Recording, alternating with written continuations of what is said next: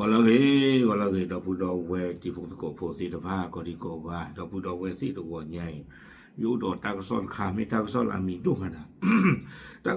ta ko son kha yi ne wa da le daily news online อ pu เอาไว้กวยหล่อตากซอคู่ต่อเทวดาเสียงปืนดังในงานสื่อทำเนียบขาวเร่งอพยพทรัมป์คุมตัวมือปืนได้แล้วเอาไว้นี่มีตากซอคู่ต่อเทวดาเลยปาขาดลูปูโซเวดาเลยตั้มมาเวดาดินเนอร์เนาะดินเนอร์ใครนี่เดี๋ยวว่าลำมาเวดาเนี่ยไม่เวดาว่ามาตากซอแล้วอุลหิวาที่พลาดดูอุทเวดาwe brought it le dinner a pu ni de o si ko ba da America ko khu do pe du pa ti pha a ho dai do ni ba ta du ha tho ku ba da ko khu la cho la kli do le ki ba ni de ba ta pho khlu we pa le a kha klu ta ga li ne lo ta ko so ko le ba da phe ki chi khu lui ki to ki chi khu phe wo kho kho na ri kho ba ni phe a pu kui i ne loตาเกียร์เท่ากับดอกตาดอกตูดอกว่าตบลอนี่ตั้งซ้อนในคุยไว้ได้จะทอแล้วก็โชว์บาเจอไว้ได้อ๋อเอาไว้อยากจะดูกว่าโชว์เอาไว้ตมุดกดติดฟ้าเลยวิดีโอคลิปเพื่อผู้กดผู้ตะขาดเนาะเลยตาเกียร์เท่าตาเสริมต่อค่ะ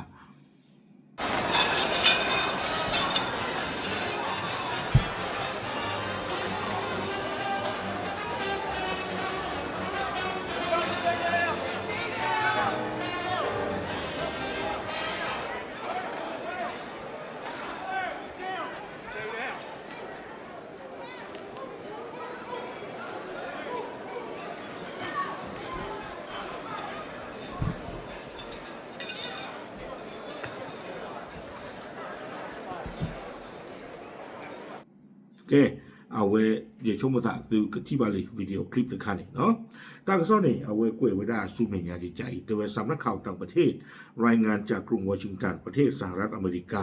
เมื่อวันที่26เนาะเทวดาที่กูโก้กับตากระซ้อนนี่เดี๋ยวปราบพลาดเอาไว้ได้เลยอยู่ก็เพตาตัวหัวญาอีแล้วก็อเมริกาเทวดาประธานาธิบดีโดนัลด์ทรัมป์ผู้นำสหรัฐและนางเมลานีทรัมป์สุภาพสตรีหมายเลข1เข้าร่วมงานอาหารข้ามประจำปีของสมาคมผู้สื่อข่าวทำเนียบขาวเนาะที่โรงแรมวอชิงตันฮิลตัน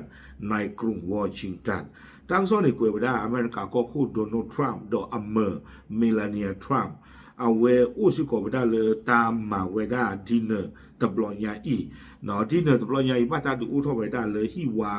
ามาตากระสอบติดผ้าดอตาลอลาคุเอเลมมาเวด้าดินเนอร์นี่โฮเทลอเมริกาเลยวอชิงตันฮิลตันอุเวด้าเลยวอชิงตันวิพัดดูอปูนี่หรอ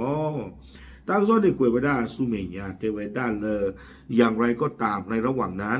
มีรายงานเกิดเสียงปืนดังขึ้นหลายนัดเจ้าหน้าที่อารักขาเร่งนำตัว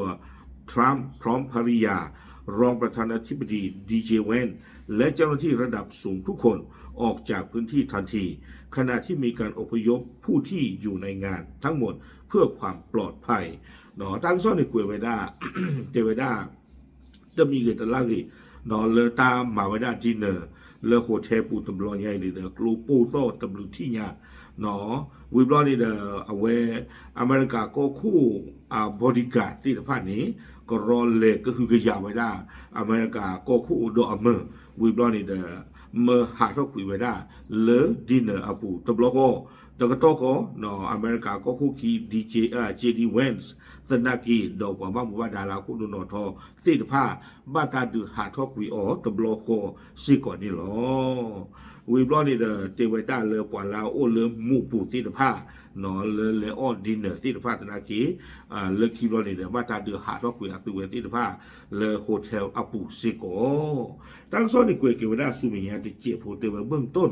แหล่งข่าวยืนยันว่าเจ้าหน้าที่ควบคุมตัวผู้ก่อเหตุเอาไว้ได้แล้วแต่ยังไม่มีการเปิดเผยว่าเป็นใครขณะที่สื่อบางแห่งรายงานว่าเสียงปืนดังขึ้นบริเวณล็อบบี้ของโรงแรมเนาะตั้งซ่อนในกวยกิวด้าลากาเตอร์เตเวด้าประมาณตั้งซ่อนในเดอป่าพลาเวด้าเลวันละอาคาต้องทกดูกันนี้บาตาพ่อออกคลื่นลี่เนาะบาชันตะกิดอนี่เดอจะบาตาป่าพลาเวด้าบาเมเมื่อควาเมปราซูเพียปาวาพิยาปรามาตันด้วยก็ลือเลยเจ็ดว่าอเมริกาก็แล้วกว่าหรือโออาโดเนาะวิบลอนี่เดอตั้งซ่อนตอนนี้บ้านการเนี่ยป่าพลาแล้วกิวด้าลากาเตอร์นี่เตเวด้า กลูนี่บ้านตาขาไว้ได้เพโฮเทลอัลล็อบบี้นี่หรอกูอย่าล็อบบี้เอาอุ้มปกติที่มาเลยถ้าไม่ยากบ่เนาะไม่แลขาไปเลยเอาไว้พอโอตากลาดูคนนี้บ้าเนาะตัดขานี่ดูตาไปอยู่บ่บ่อู้ท่อเดกว่าตะบลือกันสิหรอเอาคนนี่เด้อจิชมตาบ้านเราบอกว่านี่เลยว่านึงจะตื่นมาขอเลยว่านึงไม่ตื่นที่บ้านบ้ากันเลยกรอสีเราไม่เลยว่าโอ้เลยล็อบบี้ว่ามาตาอีหลอตาขาดลูกก็ดูประเทศสิดีว่าตาเคยจนนี่แหละก็ใครเปิดท่อหาท่อใครหลอกอยู่ช่วงตาตั้งโซลาหลอดที่ลอยเชนนี่เด้อบ้านบ้าบอกก็บ้านทับปลาพลากันโดเวด้าตับโลกันโดนี่หรอดอเมริกาก็กลัวอาว่าอ่านอ่ะเนาะว่าก็เราเด็กเขาอุดกลัวหรอตอนนั้นเนี่ยกลัวตะการนี่อุดตะคูมันก็ว่ากลัวดอดูเนาะกลัวดอกรีโอเคเอาไว้นี่เดี๋ยวไม่ได้ตั้งโซนค่ะเนาะเลยเกทเอาไว้ได้ตาแพ้ว่ามาตั้งโซนที่วาติดผ้า